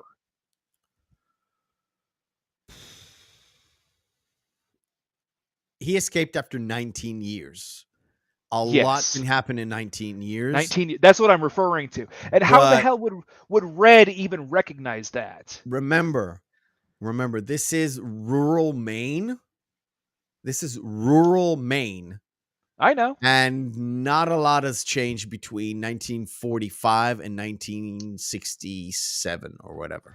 1946 or 7 and 47 to 67. For the sake of argument, playing devil's advocate here. That's the one thing that always bugged me, where it's just like, how the hell would you know that even existed? Because in the book it makes more sense, because he's getting information from the outside, so he would know that something like that would still exist because someone is contacting him, telling him that, oh yeah, that's still there. He could at least have that kind of conversation. That could have been completely paved over years ago, and a development would have been put on it. And also, in between the time that his escape and Red's parole, they don't really define how many years have passed. I think it's a very short time, within a year. It always seemed to me that it was within a year, not immediately, because you do get a lot of passage of time, kind of blips. Like, 10 years have passed. Oh shit, there's 20 minutes of the movie have passed from, not 20, but about 40 minutes between Andy coming into the prison to 10 years. Like, oh shit. Okay. Yeah. Which that's why it's like, that's why there's no things that pop up and just say, yes, it's 1971 or. Yeah. There's no real passage of time except for Red mentioning it in a narration, like Tommy came in at 66, Andy came in at 46, whatever. Yeah. So we get a little bit of interaction between Haywood and Red about the rope. The boys at the table. So the boys at the table with the rope, and it's like, oh, remember Bruce Hatlin? And remember all the guys at the table, especially the guy right there, is like, Andy wouldn't do that. That's the impact that Andy had on his fellow inmates there. The positive is like, Andy would never do that. Yeah, exactly.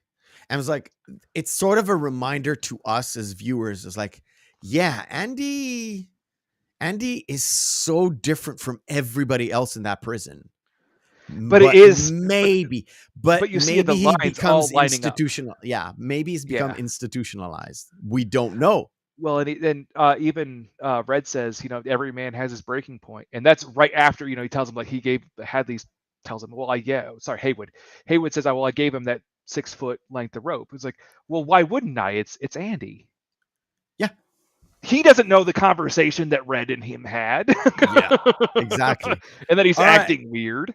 All right. It's a good point to stop, because from here on in, it's the prison break and the whole realization of everything that goes on. So we're going to do our second segment of the night. Our favorite, your favorite, my favorite. I don't know if it's your favorite. It is called Screen Fighter. Saf is wrong. Round 1, fight. I cut you off. It's Saf is wrong segment. Saf is wrong, aka Screen Fighter. What is Screen Fighter? We take two movies, pit them together, and see which one is the best one. If there's no discernible difference between the two, both are good, both are bad. We fall to our criteria, which is Saturday evening, Friday evening, out with the boys, out with the girls, out with your significant other. We got two movies. Which one will we pop in and blam? Superman 2 or Tremors? Oh, and that's a great Japanese poster too. That's a great Japanese poster too. Tremors. Ooh. I love that movie. Chat, go on ahead. I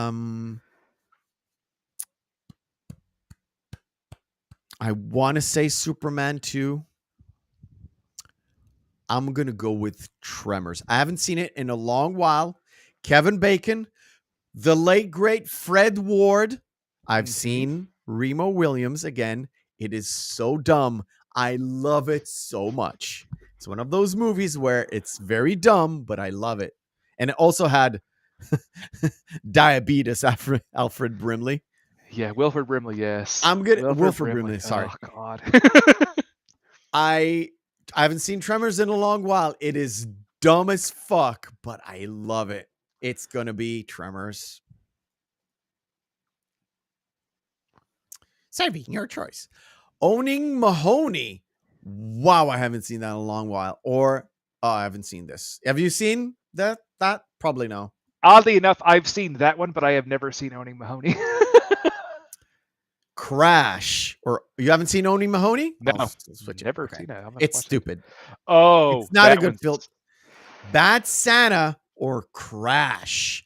This is the not the Oscar-winning Crash. No. This is the one where people go into cars and crash them to get a sexual high.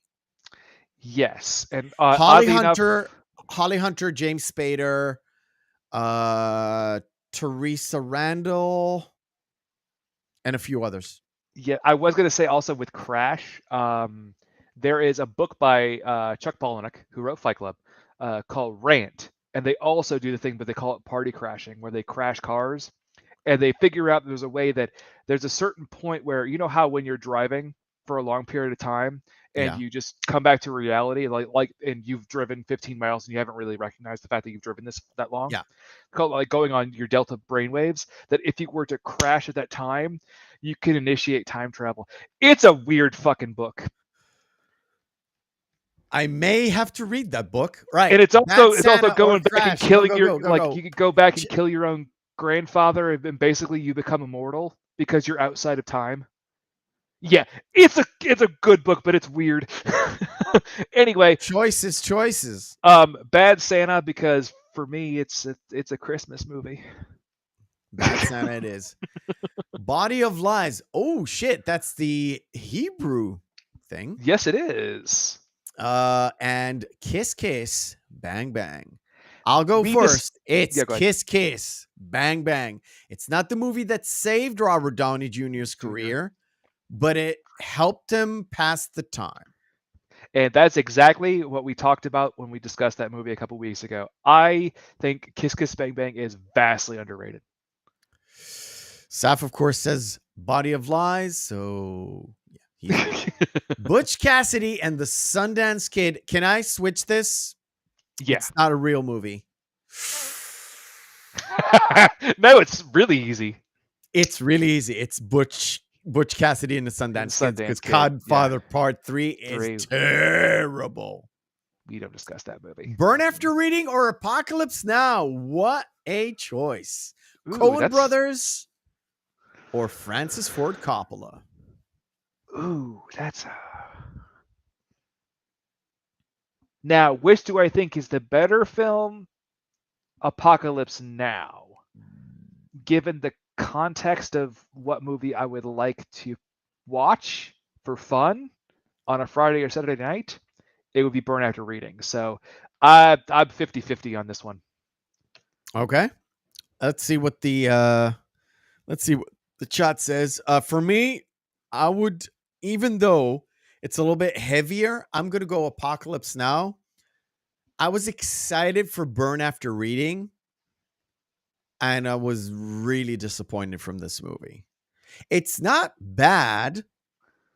I was hoping for another Big Lebowski. Oh, yeah.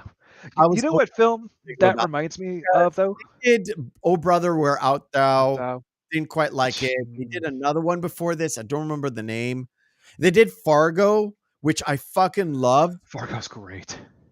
And I thought it could be another maybe Fargo type mystery thing, or Big Lebowski, and sorely disappointed. Do you know what movie that reminds me of, Meth, that I have the same feeling for?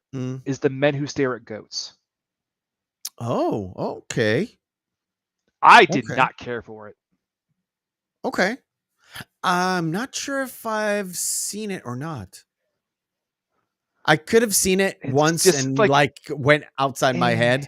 Like I've seen a lot of movies that I will not remember the name of, but when you flash it on the screen and start playing it, it's like, oh, I've seen this before. I'm gonna go Apocalypse Now for both of us. That's fine. This is the last pairing because we're gonna go overboard. Superbad, Raiders. Easy choice. Kind of the same thing for me in a lot of ways. Really? Because you don't care for Raiders? No, I think Raiders is a great film, but also if I'm gonna watch a movie that I could just put on and turn my brain off and watch it for fun, it'd be Superbad.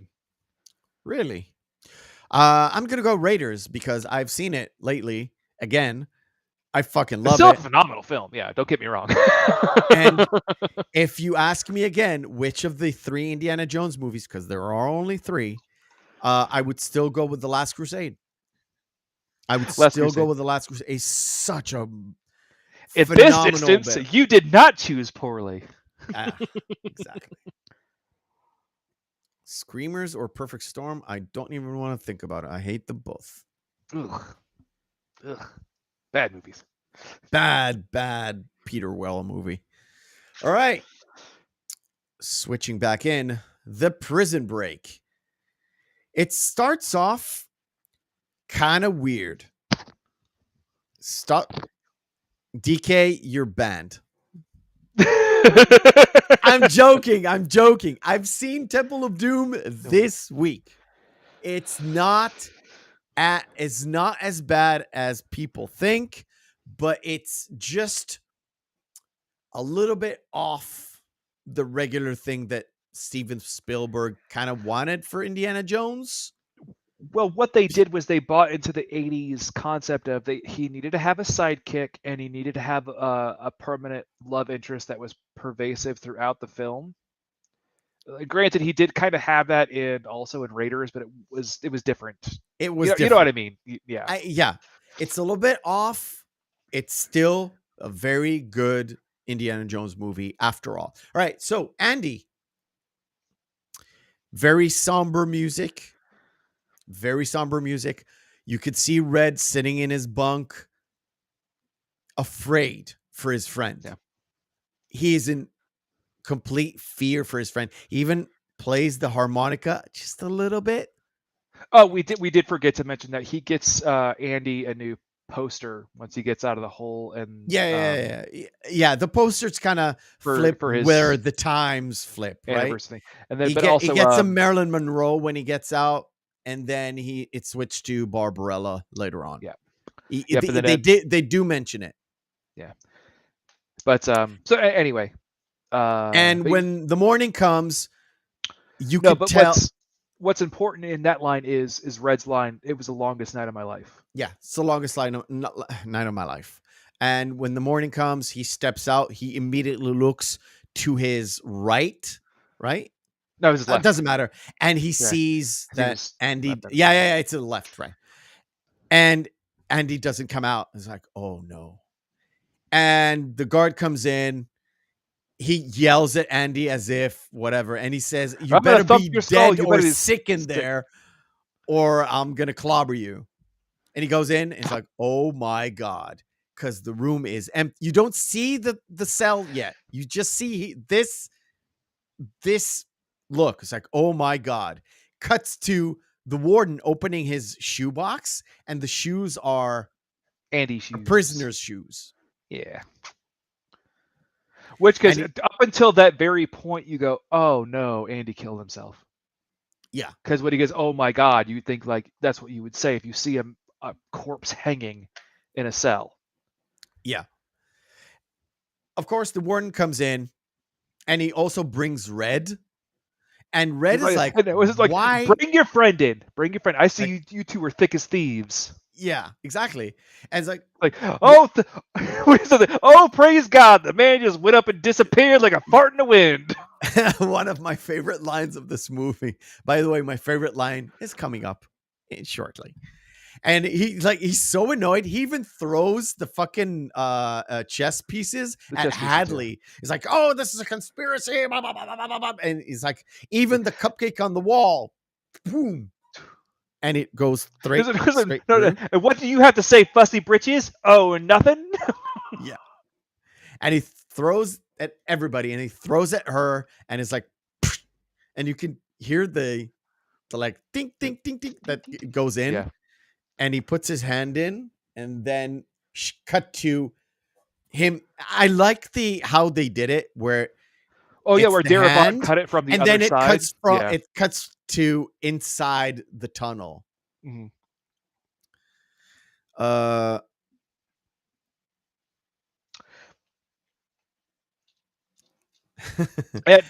remember. What's funny too is, well, kind of funny. Not really, but what the Prison Break was based off of was actually the yeah, I know he's a terrible fucking person, but the man who shot Martin Luther King Jr. when he tried to break out of prison, he did it almost in the exact same way. Really? So he was went able out into the double walls to break out a underlaying part of brick and get down underneath and try to cut out the fan to get out and escape. Oh shit. Yeah. I remember thinking it would take a man 600 years to tunnel through the wall with it. And all Andy took 19 years. Less than 20. Yep. And then it kind of shows. Well, also the other line too is like, well, and I wished I would have noticed as well, but how often do you look at a man's shoes? It comes later, but he first explain. They cut to Andy trying to write Andy on the wall, and you can see it at the start of the movie where he starts to write Andy without the poster, but you don't see the whole thing, and then you'll see him, chip away. And Andy was into geology. Geology is study of time, pressure and time. And then he's like, "Oh, and also Andy's favorite hobby was walking out to the yard, depositing his wall in the yard." And then it cuts to him with the warden, where he did the old switcheroo. Yeah, he did the switcheroo. And you don't see him switch it with a Bible. It just looks like a black book, right? You then realize it's the Bible. Yeah. And then it's like, how often do you look at a man's shoes? And Andy escapes through like 500 yards of the worst shit-smelling foulness. I can't even imagine. The writing in this is so goddamn good. And it says 500 It's yards. It's that's all the King. length of Yeah. 5 5 football football fields. Just to fields. give people the Nearly half a mile. nearly half a mile. You would think it wouldn't be in a straight fucking line. What there should be one bend or something that he You'd couldn't think. run through, but whatever. It fits the story. Mm-hmm. And you get the I can't really reach it. No, wait. It's literally they took this part as it's literally one of the posters of Shawshank Redemption is him with his Him. hand in the sky and the rain With it coming raining. in. I was like, wait a minute. That gives away the like That this gives away the ending. story, Yeah, the ending. I know. But No, by the way, that's not one of my favorite posters. It's color graded with a little bit more yellow, but it's basically this. yeah. And the fact that he strolls in, right? It strolls into the bank, a man that was only on paper, and he's the signature was a perfect match. Yep. And he adds the evidence to the outgoing mail, cut to the Daily Bugle. Right? Yes, it's in Portland, Maine, but it's still the Daily Bugle, Spider-Man's paper. And do you know why it was written like that? Why? Because Stephen King is a giant comic book fan. Marvel fan or a Spider-Man fan? Just comic book fan in general. Yeah. Wait. Of course, they come to Hadley, and even Red mentioned that Hadley wept like a bitch when they took him away. It was like, he's such a tough person, but when the shit hits the fan, he cried like a bitch. And of course, when they get to the warden wasn't going to go that easy. And I would like to think the last thing that went through the warden's mind, besides the bullet, was, how did Andy Dufresne get the better of me? That's my favorite line in the movie. It's like the pauses that Red does or Morgan Freeman does in this are perfect. It's like, I like to think that the last thing that went through the warden's mind, pause, other than that bullet, pause, and continue. It's like, how did Andy get him? It's so perfect. The delivery is so goddamn perfect. It's so good. And yet, Red is still left behind. And Andy sends him a postcard with nothing on it, and with just the picture of where he crossed to Mexico. That was from it was in Texas. Yes, Lubbock, Texas. Lubbock, Texas. That's what it was. But then they have the boys sitting at the table, and they're just sitting around telling stories about Andy. Yeah, and then it cuts to Red doing some, I don't know, yard work in a graveyard, and it was like, oh, you know, the place where the beautiful songbird was there, and now it's not there. You can tell it's missing. It's a little bit more drab. And you let him Not go. a songbird, Part of something you else. feels a beautiful songbird, but you feel bad about ever having caged him in the first place. But part of you still misses him, and that's what he says. Like, well, I guess I just missed my friend. The feels. And then Red, finally, as we mentioned before, maybe if he had just been like this from the beginning, they just would have paroled him from the get-go instead of faking sincerity. Yeah, instead of faking sincerity, being actual sincere would actually get him off. It sucks, but because he said, like, write whatever you want to write and just let me go. Quit wasting my time. Approved. And of course, he goes out and he doesn't intend on going on the promise. He goes out and he has the same similar scenes in the food way, and then going in and looking at the pawn shop, maybe buying a gun, but he doesn't actually buy the gun. He buys a compass, and he does go to Buxton, and he does go to the hayfield, and he does go to the tree. And I do like the one line that's really important there, talking about his institutionalization as well, because he has to, when he is just bagging groceries, he has like, bathroom boss. It's like, I've been asking people so long to take a piss, I couldn't squeeze a drop out unless I was given the okay to do so. And that's the institutionalized person in there. That's just to give us the realization of what is happening. Again, Red has been in there for 50 years himself, right? Or 40? 40. Something like that. But also, too, in that same vein, along with that, because we have that same haunting suspicion that Red is going to end up killing himself, just like Brooks did, because he even carves his name up there. Yeah. And Brooks was here, also Red. Yeah, also Red. And he goes out to the field. And even in the letter, he doesn't say the name of the town. He says, Red, remember the name of the town? And Red kind of stops. Zivuatanejo. And he continues reading, right? So even in the letter, just in case somebody finds it, he doesn't say the name of the town, just in case. Yep. And I found that fucking very much like Andy Dufresne. And then he says, remember, Red. And that is my second favorite line of the movie. Remember, Red, hope is a good thing, maybe the best of things, and no good thing ever dies. Yep. And it's like chills, dude. It just sends chills down my spine. And Red is being nonchalant about it. He's like, for the second time in my life, I'm breaking a law again. Yep. It's parole. It's parole breaking. I don't think they're going to come after an old man like me. Yeah. And then that's the last sentence of the movie. Oh, he says, I hope to find my friend and see him again and hug him. Yeah. And see, and what's funny too is now if you cut to right after that, you see him on the bus. Yes.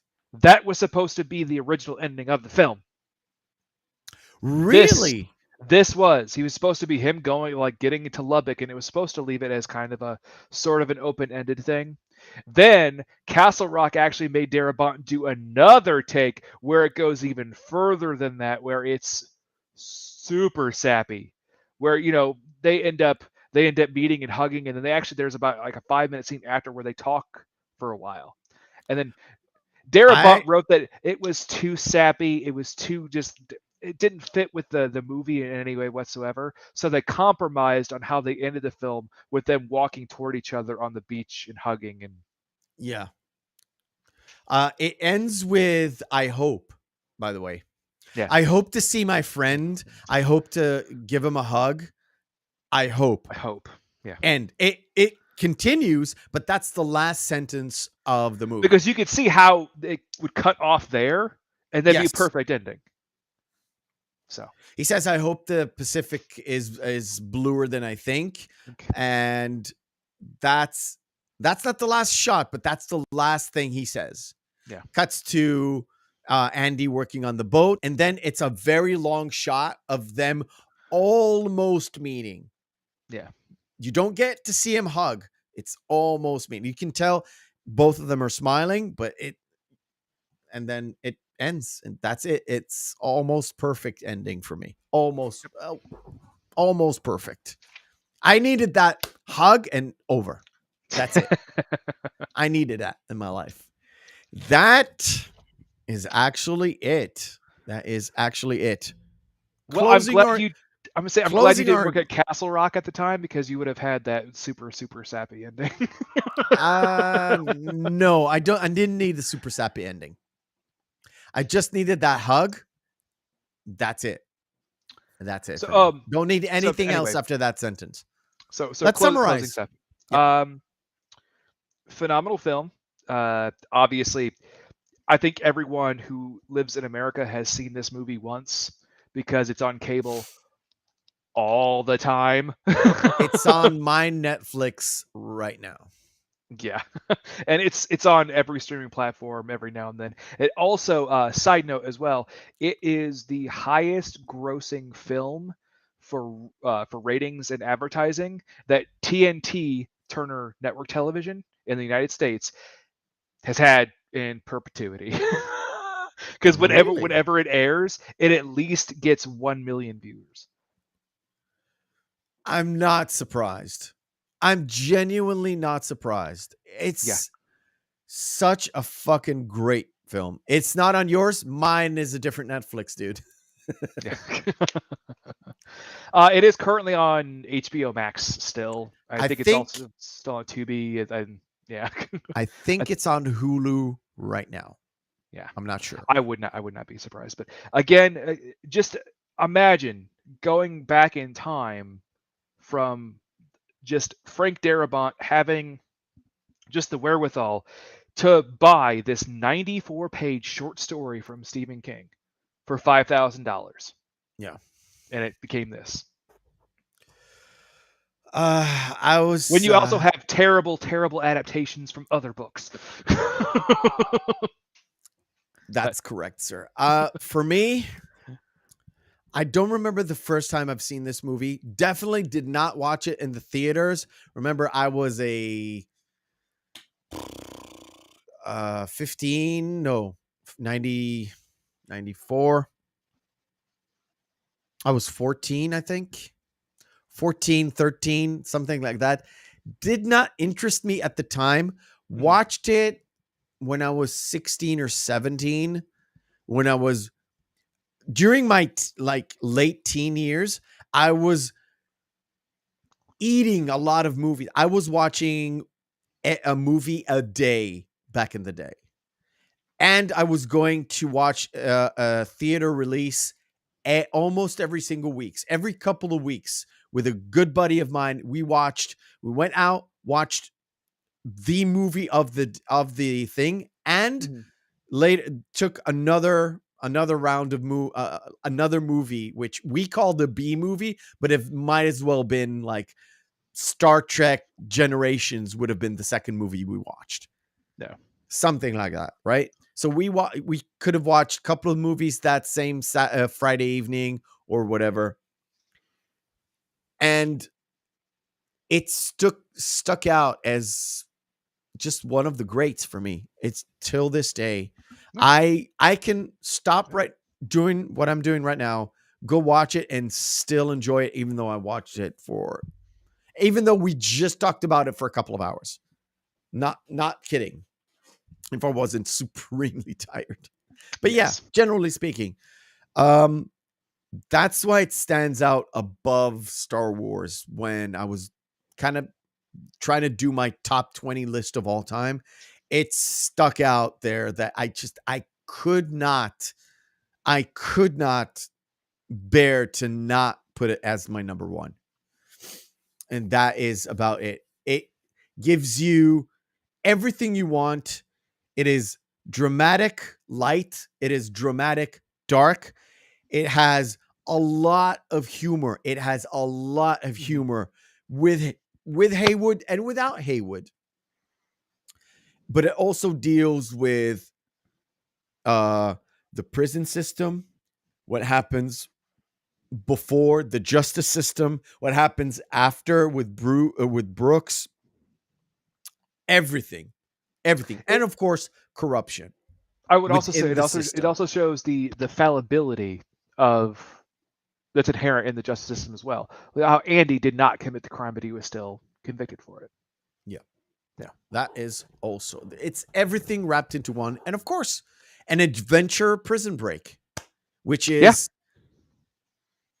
on the cusp of murder mystery for me as well, because again, up until a certain point, you don't actually know if Andy did it or not. For the first viewing, for sure.